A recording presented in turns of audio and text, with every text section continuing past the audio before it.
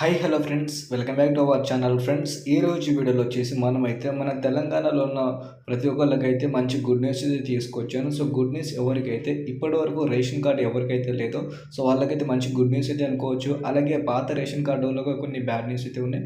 So ఈ రోజు information వచ్చేసి మీకు అయితే పూర్తిగా ఈ వీడియోలో అయితే చెప్తాను కాబట్టి వీడియోని మాత్రం మీరు ఎక్కడ స్కిప్ చేయకుండా పూర్తిగా ఎండ్ వరకు అయితే చూడండి. ఎందుకంటే కాంగ్రెస్ ప్రభుత్వం వచ్చిన తర్వాత కొన్ని రేషన్ కార్డులు అయితే మార్పులు అయితే ఉన్నాయి. సో ఆ మార్పులు ఏంటంటే మీకైతే ఎండ్ వరకు అయితే చెప్తాను కాబట్టి వీడియోని మాత్రం లాస్ట్ వరకు చూడండి.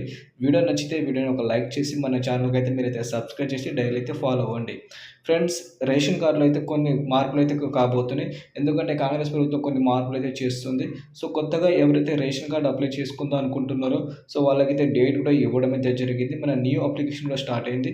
సో కొత్తగా ఎవరికైతే రేషన్ కార్డు ఉండాలో సో వాళ్ళకి సంబంధించిన ఏమేమి డాక్యుమెంట్స్ ఉండాలంటే మనం ప్రస్తుతం ఉన్న దగ్గర వచ్చేసి మనకి కరెంట్ బిల్లు అది కూడా మన పేరు మీద అయితే ఉండాలి. దాంతోపాటు ఆధార్ కార్డు అవన్నీ ఉండాలి డాక్యుమెంట్స్. సో దానికి సంబంధించిన అప్లికేషన్ కూడా ఒకటి ఉంది. సో వీడియో కింద నేను డిస్క్రిప్షన్లో అయితే లింక్ ఇస్తాను. దాంతోపాటు అది ఎలా అప్లై చేసుకోవాలి నెక్స్ట్ వీడియోలో మీకైతే చెప్తాను. ఫ్రెండ్స్, మీరైతే మరి నెక్స్ట్ వీడియో వరకు అయితే వెయిట్ అయితే చేయండి.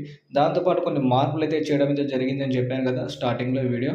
సో మార్పులు ఏంటంటే ప్రభుత్వ ఉద్యోగులు అలాగే ప్రభుత్వ దేంట్లో అయినా సరే ఏ కంపెనీలో కానీ దేంట్లో పనిచేసే వ్యక్తులు అయితే ఉంటారు కదా, ప్రభుత్వం నుంచి గవర్నమెంట్ జాబ్స్ అని ఉంటాయి కదా, వాళ్ళకైతే మనకైతే రేషన్ కార్డు ఇవ్వమని చెప్పడం అయితే జరిగింది కాంగ్రెస్ ప్రభుత్వం.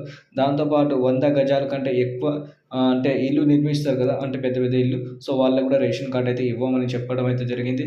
సొంత కారు ఉన్నా సరే వాళ్ళకైతే రేషన్ కార్డు అయితే అర్హులైతే కాదని చెప్పడం అయితే జరిగింది. సో ఇలా చెప్పగా వాళ్ళు మళ్ళీ దీనికి మళ్ళీ రూల్స్ ఏం చేంజ్ చేసి మళ్ళీ అంటే అప్లై చేస్తారో ఏంటంటే మనకైతే తెలియదు.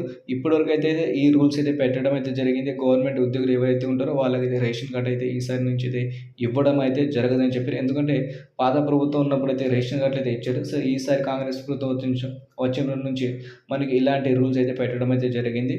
సో మనకి కొత్త అప్లికేషన్ మళ్ళీ ఎలా అప్లై చేసుకోవాలి నెక్స్ట్ వీడియోలో అయితే చెప్తాను కాబట్టి ఈ వీడియోని మాత్రం ఎండ్ వరకు అయితే చూశారు కదా, మీరైతే మీకు ఇన్ఫర్మేషన్ అయితే చెప్పాను అనుకుంటున్నాను. సో వీడియోని మాత్రం ఒక లైక్ చేసి సపోర్ట్ చేయండి.